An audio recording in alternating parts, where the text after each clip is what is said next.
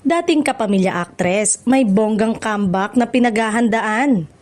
Usap-usapan ngayon sa loob ng industriya ang posibleng pagbabalik ng isang dating kapamilya actress na minsang tinaguri ang isa sa pinakamalalaking bituin ng kanyang henerasyon matapos ang ilang taong pananahimik sa local showbiz. At pagtutok sa international project, muling uminit ang chika na handa na raw siyang bumalik sa isang malaking proyekto. Ang aktres ay kilala sa kanyang malaanghel na muka at natural na husay sa pag-arte. Dahilan para maging sunod-sunod ang kanyang mga hit na teleserye at pelikula noong nasa ABS-CBN pa siya. Kaya naman, hindi maiiwasan ang pananabik ng fans na makita siyang muli sa mas mature at mas malalim na karakter. Ayon sa mga nakarinig ng bulong-bulungan, hindi raw minamadali ang kanyang pagbabalik.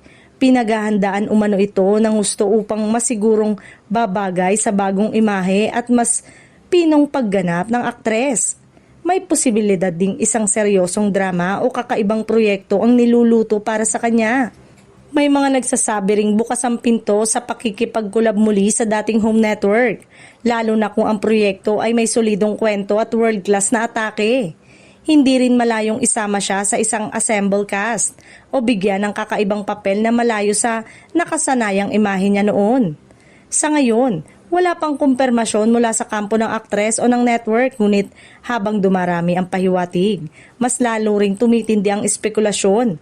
Kung matutuloy ang pagbabalik ng aktres ay tiyak na magiging isa sa pinaka-pinag-uusapang comeback sa mundo ng showbiz.